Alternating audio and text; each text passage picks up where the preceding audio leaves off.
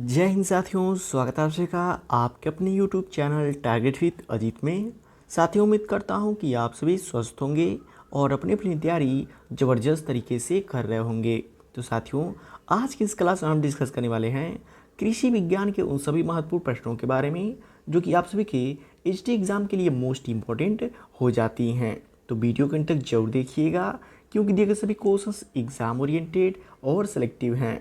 तो आइए देखते हैं। जैसे पहला प्रश्न है, राज्य चर्म विकास एवं विपणन निगम लिमिटेड कहाँ है। मोस्ट इंपॉर्टेंट क्वेश्चन पहला ही हो जाता है कि राज्य चर्म विकास एवं विपणन निगम लिमिटेड कहाँ स्थित है। तो याद रखिएगा, कानपुर में स्थित है। कहाँ पे स्थित है? कानपुर में स्थित है। नेक्स्ट क्वेश्चन है, शुष्क भूमि क्षेत्र में निम्नलिखित में से कौन फसल हेरफेर उपयुक्त है। शुष्क भूमि क्षेत्र के लिए इनमें से आपको बताना है कौन सी फसल की हेरफेर के लिए उपयुक्त है। तो याद रखिएगा, तिल और चना हो जाती है। कौन सी होती है? तिल और चना हो जाती है। बात करें, चना जो कि रबी की दलहनी फसल है और तिल जो कि खरीफ की तिलहनी फसल है, लेकिन तिल जो कि कम पानी की आवश्यकता होती है, इसलिए शुष्क भूमि क्षेत्र के लिए तिल और चना सबसे उपयुक्त होगा। नेक्स्ट क्वेश्चन है, अंबेडकर फाउंडेशन ने कौन सी योजना शुरू की है। बात करें साथियों अंबेडकर फाउंडेशन की, तो याद रखिएगा, अंबेडकर फाउंडेशन ने जो कि अंबेडकर सार्वजनिक पुस्तकालय योजना शुरू की है। अंबेडकर राष्ट्रीय अवार्ड योजना शुरू की है। विश्वविद्यालयों में अंबेडकर चेयर्स की जो कि योजना शुरू की है। तो यहाँ पे राइट आंसर ऑप्शन डी हो जाएगा, ये सभी। अंबेडकर फाउंडेशन ने इन सभी योजनाओं को शुरू किया है। तो यूपी के सभी एग्जाम्स के लिए ये क्वेश्चन मोस्ट इम्पॉर्टेंट हो जाता है। नेक्स्ट क्वेश्चन है, जैव उद्दीपकों के मुख्य 4 समूहों में से कौन जैविक और अजैविक दवाओं से रक्षा उपलब्ध कराता है। तो कौन सा होता है? अमीनो अम्ल या प्रोटीन हाइड्रोलाइसेट। कौन सा? एमिनो अम्ल या प्रोटीन हाइड्रोलाइसेट हो जाता है। नेक्स्ट क्वेश्चन है, एंथेसिस की प्रक्रिया होती है। मोस्ट इंपॉर्टेंट क्वेश्चन साथियों, इसको आप डबल स्टार मार्क कर लीजिएगा, शायद देखने को मिल सकता है कि एंथेसिस की प्रक्रिया होती है। कौन सी होती है? जब पहली बार फूल खिलता है। जब पहली बार फूल खिलता है तो उस क्रिया को कहते हैं एंथेसिस। नेक्स्ट क्वेश्चन है, निम्नलिखित में से कौन सा अकार्बनिक पदार्थ नहीं है। बात क्या हो साथियों अकार्बनिक पदार्थ की, तो आप सभी लोगों को पता है मैग्नीशियम अकार्बनिक पदार्थ है, आयरन भी है और आयोडीन भी है। लेकिन बात करें वसा यानी फैट की, तो फैट जो कि अकार्बनिक पदार्थ नहीं होता है। इस क्वेश्चन को डबल स्टार मार्क कर लीजिएगा, शायद आपके टीए के एग्जाम में देखने को मिल सकता है। तो साथियों, क्वेश्चन का लेवल आप सभी को देख के पता चल रहा होगा कि दिए गए सभी क्वेश्चंस एग्जाम ओरिएंटेड और सिलेक्टिव हैं। तो वीडियो की क्वालिटी और कंटेंट आप सभी लोग को पसंद आ रहा हो तो प्लीज़ वीडियो को लाइक और शेयर करके चैनल को सब्सक्राइब जरूर कर लीजिएगा।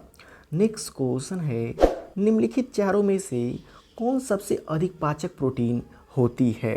इन सभी में से आपको बताना है किसमें सबसे अधिक जो कि पाचक प्रोटीन होती है। तो याद रखिएगा, बरसीम।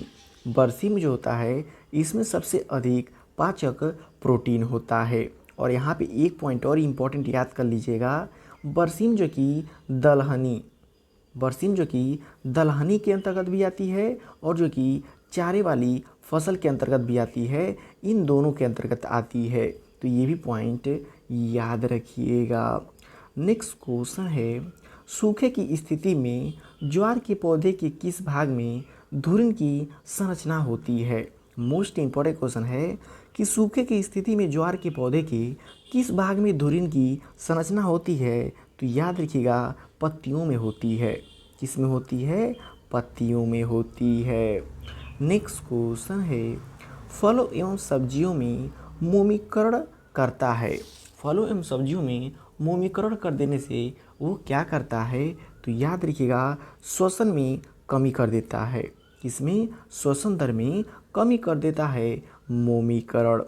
नेक्स्ट क्वेश्चन है, पादप जल स्थिति में निम्नलिखित में से कौन सा संबंधित नहीं है। इनमें से आपको बताना है पादप जल स्थिति में कौन संबंधित नहीं है? तो बात करें रिलेटिव वाटर कंटेंट की, तो रिलेटिव वाटर कंटेंट यानी कि सापेक्ष जल मात्रा, इसका संबंध जो कि पादप जल स्थिति से बिल्कुल होता है। बात करें डिफ्यूजन प्रेशर डिफेक्ट की, यानी कि विसरण दाब कमी की, तो विसरण दाब कमी की वजह से ही पौधे जो कि खनिज पदार्थों एवं पानी का एब्जॉर्वेशन करते हैं।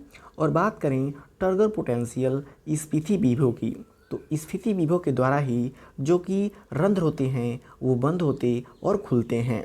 तो इन तीनों का संबंध जो कि पादप जल स्थिति से बिल्कुल है। लेकिन बात करें इनफिल्ट्रेशन रेट, अंतः स्पंदन दर की, तो साथियों सॉइल में जो कि वाटर का नीचे की तरफ जाना क्या कहलाता है? इनफिल्ट्रेशन कराता है, जिससे पादप स्थिति में कोई भी संबंध नहीं होता है। तो राइट आंसर ऑप्शन डी हो जाएगा, डी जो कि बिल्कुल सही है। डी का पादप जल स्थिति में कोई भी संबंध नहीं है। तो इम्पोर्टेंट क्वेश्चन है, याद रखिएगा। नेक्स्ट क्वेश्चन है, चमड़ा उतारने जैसी बुरी बदबू को हटाने के लिए एक लंबे समय के लिए फलों और सब्जियों को उबालना क्या कहलाता है? तो याद रखिएगा, ब्लांचिंग कहलाता है। क्या कहलाता है? ब्लांचिंग कहलाता है। नेक्स्ट क्वेश्चन है, प्याज फसल का कौन सबसे मुख्य कीट है? मोस्ट इम्पॉर्टेंट क्वेश्चन है कि प्याज की फसल का सबसे इम्पॉर्टेंट कीट कौन सा हो जाता है? तो याद रखिएगा, भुनगा हो जाता है। कौन सा होता है? भुनगा हो जाता है। नेक्स्ट क्वेश्चन है, बकरी के झुंड को कहते हैं, बकरी के झुंड को क्या कहते हैं? तो याद रखिएगा, ट्रैप कहते हैं। क्या कहते हैं? ट्रैप कहते हैं। बात करें मुर्गियों के झुंड को तो फ्लॉक कहा जाता है। तो इम्पोर्टेंट क्वेश्चन है, याद रखिएगा। नेक्स्ट क्वेश्चन है, शुष्क भूमि में कृषि के लिए निम्नलिखित में से कौन उपयुक्त है? बात करें शुष्क भूमि में कृषि के लिए इनमें से कौन सा उपयुक्त है? तो याद रखिएगा, जो कि ब्लैक ग्राम हो जाता है। कौन सा होता है? ब्लैक ग्राम हो जाता है। बात करें साथियों ब्लैक ग्राम की, तो याद रखिएगा, उड़द की उत्पत्ति स्थान जो कि भारत में हुई है। और बात करें उड़द के गुणसूत्र संख्या की, तो उड़द की गुणसूत्र संख्या जो कि 22 होती है और प्रोटीन परसेंट जो कि 24 होती है।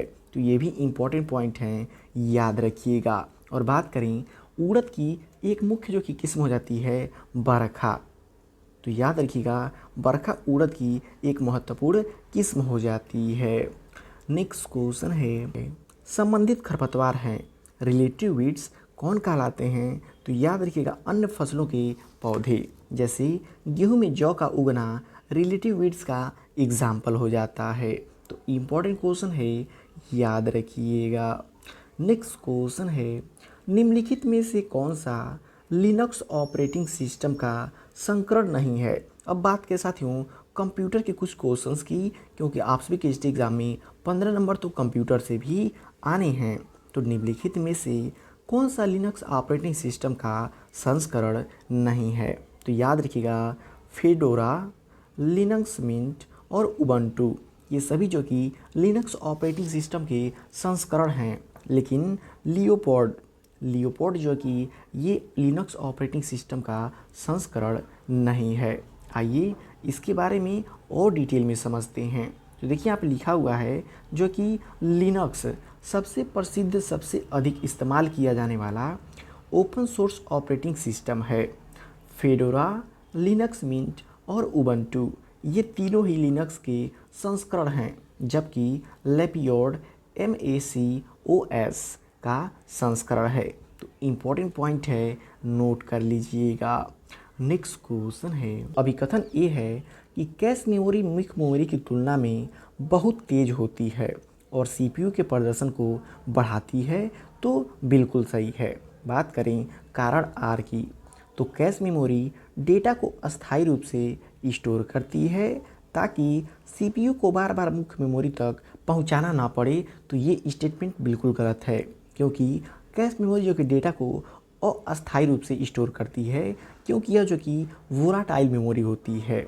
तो याद रखिएगा, कैश मेमोरी डेटा को अस्थायी रूप से स्टोर नहीं करती है, बल्कि अस्थायी रूप से स्टोर करती है। तो अभिकथन ए सही है लेकिन बी जो कि गलत है। तो याद रखिएगा। नेक्स्ट क्वेश्चन है, हाल ही में किसे उत्तर प्रदेश अनमोल रत्न पुरस्कार से सम्मानित किया गया है। साथियों, यूपी स्पेशल में करंट का क्वेश्चन है, आपके एग्ज़ाम में देखने को मिल सकता है कि हाल ही में किसे उत्तर प्रदेश अनमोल रत्न पुरस्कार से सम्मानित किया गया है। तो याद रखिएगा, निखिल सिंघल को।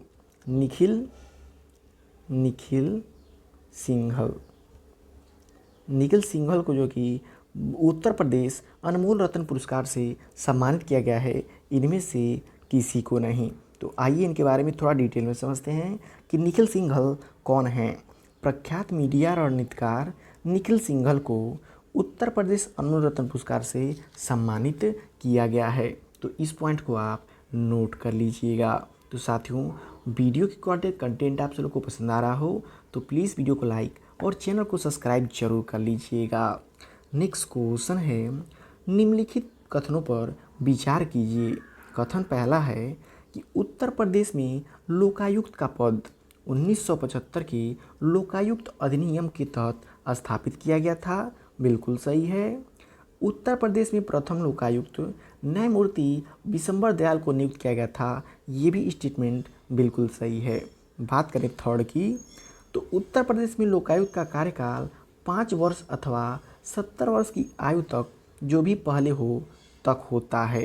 तो ये भी बिल्कुल सही है, तीनों बिल्कुल सही हैं। तो स्टेटमेंट 1, 2 और 3 ये तीनों बिल्कुल सही हैं। तो ऐसे इस क्वेश्चन को याद रखिएगा। नेक्स्ट क्वेश्चन है, किस घराने के प्रसिद्ध शास्त्रीय संगीतज्ञ ठाकुर जयदेव सिंह को संगीत शास्त्र का जनक कहा जाता है। किस घराने के? बनारस घराने के। किस घराने के? बनारस घराने के। नेक्स्ट क्वेश्चन है, उत्तर प्रदेश स्थित किस शिक्षा संस्थान ने प्लास्टिक कचरे को डीजल और केरोसिन में बदलने की तकनीकी विकसित की है। तो साथियों, यूपी के सभी एग्जाम्स के लिए इम्पोर्टेंट क्वेश्चन होता है कि उत्तर प्रदेश के किस शिक्षण संस्थान ने प्लास्टिक कचरे को डीजल और केरोसिन में बदलने की तकनीकी विकसित की है। तो कौन सा है? IIT BHU हो जाता है। कौन सा है? IIT BHU हो जाता है। नेक्स्ट क्वेश्चन है, सी भाषा में स्थानीय वेरिएबल को बताने में फंक्शन कॉल के बीच अपने मान कायम रख सकते हैं, उसे क्या कहते हैं? स्टैटिक कहते हैं। क्या कहते हैं? स्टैटिक कहते हैं। कंप्यूटर का मोस्ट इम्पॉर्टेंट क्वेश्चन है, याद रखिएगा। नेक्स्ट क्वेश्चन है, मशीन लर्निंग का उपयोग विभिन्न क्षेत्रों में स्वचालित और सटीक निर्णय लेने के लिए किया जाता है।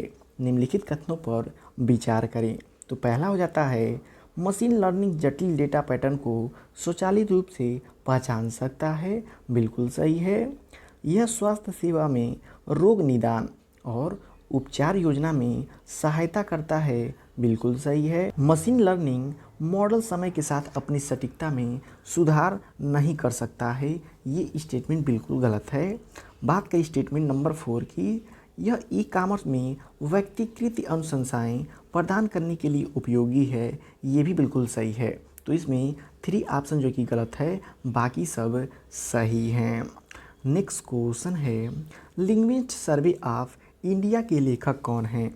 बात करें लिंग्विस्ट सर्वे ऑफ इंडिया के लेखक कौन हैं, तो याद रखिएगा, जॉर्ज अब्राहम गियर्सन हैं। कौन हैं? जॉर्ज अब्राहम गियर्सन हो जाते हैं। नेक्स्ट क्वेश्चन है, निम्नलिखित में से कौन सा स्थल उत्तर प्रदेश के प्रमुख लौहकालीन स्थल में शामिल नहीं है? तो बात करें हस्तिनापुर मेरठ की, बिल्कुल शामिल है। अतरंजी खेड़ा एटा, ये भी शामिल है। काम्पिल्य फर्रुखाबाद, ये भी शामिल है। लेकिन बात करें हुलास सहारनपुर, ये जो कि सम्मिलित नहीं है। नेक्स्ट क्वेश्चन है, मौर्य काल में उत्तर प्रदेश का कौन सा एक प्रसिद्ध युद्ध हुआ था? तो याद रखिएगा, मल केतु का युद्ध। कौन सा युद्ध हुआ था? मल केतु का युद्ध हुआ था। नेक्स्ट क्वेश्चन है, ऊष्मापाषण में अत्यंत लाभदायक है, कौन सा है? तो याद रखिएगा, उष्णकटिबंधीय जलवायु। कौन सा आता है? उष्णकटिबंधीय जलवायु हो जाता है। बात करें पूषा बरसाती किसकी किस्म है? तो इम्पोर्टेंट क्वेश्चन याद रखिएगा, लोबिया की। पूषा बरसाती जो कि लोबिया की किस्म हो जाती है। लास्ट क्वेश्चन साथियों, क्लिनोस्टेट्स किसके अध्ययन में उपयोगी होता है? तो किसके अध्ययन में उपयोगी होता है? तो याद रखिएगा ग्रोथ मूवमेंट्स यानी कि वृद्धि गति में जो कि उपयोगी होता है। तो साथियों ये रहा आप सभी के कृषि विज्ञान के भी सभी महत्वपूर्ण प्रश्न जो कि आप सभी के एसडी एग्जाम में डायरेक्ट देखने को मिल सकते हैं। तो वीडियो आपको कैसा लगा कमेंट करके फीडबैक जरूर दीजिएगा और वीडियो पसंद आए प्लीज़ वीडियो को लाइक और शेयर करके चैनल को सब्सक्राइब जरूर कर लीजिएगा।